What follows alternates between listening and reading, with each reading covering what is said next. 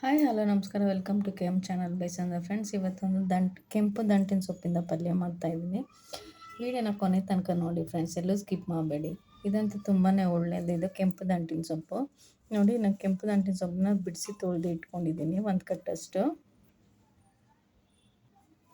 ನೋಡಿ, 2 ದೊಡ್ಡದು ಈರುಳ್ಳಿ ಮತ್ತು ಒಣಮೆಣ್ಸಿನ್ಕಾಯಿ 4 ಹೆಚ್ಚಿಟ್ಕೊಂಡಿದ್ದೀನಿ. ಮತ್ತು ಹೆಸರು ಕಾಳು ತೊಗೊಂಡಿದ್ದೀನಿ, ಈ ಕಪ್ಪಲ್ಲಿ ಅರ್ಧ ಕಪ್ಪಷ್ಟು. ಮತ್ತು ತೆಂಗಿನಕಾಯಿ ನೋಡಿ, ಒಂದು ಕುಕ್ಕರ್ಗೆ ಹೆಸರು ಕಾಳು ಹಾಕ್ಕೊಳ್ತಾ ಇದ್ದೀನಿ.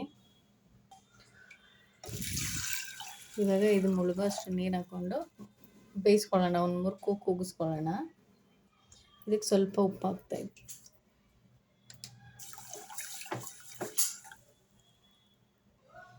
ಇವಾಗ ಮುಚ್ಚಿಬಿಟ್ಟು ಕೂಗಿಸ್ಕೊಳ್ತೀವಿ ನೋಡಿ. ಇವಾಗ ಎಣ್ಣೆ ಹಾಕ್ಕೊಳ್ತಾ ಇದ್ದೀನಿ.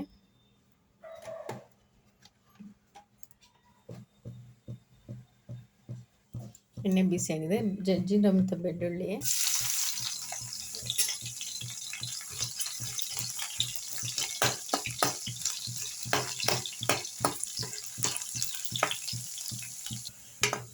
ನೋಡಿ ಇವಾಗ ಚೆನ್ನಾಗಿ ಫ್ರೈ ಆಗಿದೆ. ಈರುಳ್ಳಿ ಮತ್ತು ಒಣಮೆಣಸಿನ್ಕಾಯಿ ಹಾಕ್ಕೊಂಡಿದ್ದೀನಿ.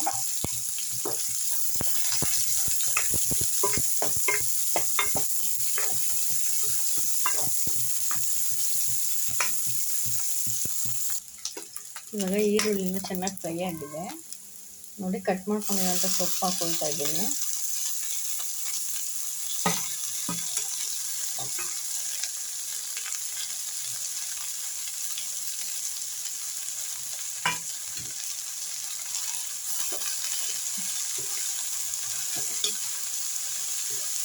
ಸೊಪ್ಪು ಹಾಕ್ಬಿಟ್ಟು ಈ ಥರ ಚೆನ್ನಾಗಿ ಮಿಕ್ಸ್ ಮಾಡ್ಕೊಳ್ಳೋಣ.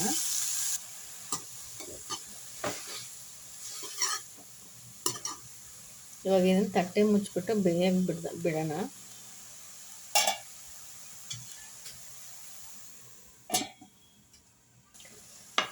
ನೋಡಿ, ಇವಾಗ ಸೊಪ್ಪು ಚೆನ್ನಾಗಿ ಬೆಂದಿದೆ. ಇವಾಗ ಬೇಯಿಸ್ಕೊಂಡಿರೋಂಥ ಹೆಸರು ಕಾಳು ಹಾಕ್ತಾಯಿದ್ದೀನಿ.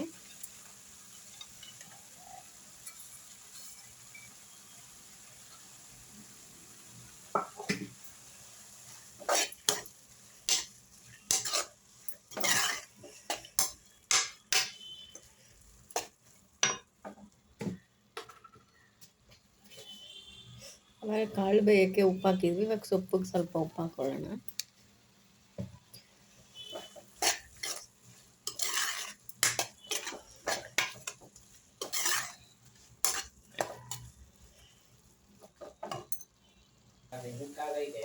ನೋಡಿ, ಇವಾಗ ಸೊಪ್ಪೆಲ್ಲ ಚೆನ್ನಾಗಿ ಮಿಕ್ಸ್ ಆಗಿದ್ದೆಲ್ಲ. ಇವಾಗ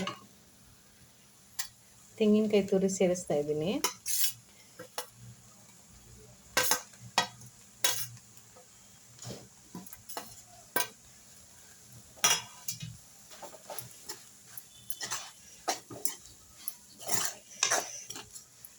ನೋಡಿ, ಇವಾಗ ಕೆಂಪು ದಂಟಿನ ಸೊಪ್ಪಿನ ಪಲ್ಯ ರೆಡಿಯಾಗಿದೆ.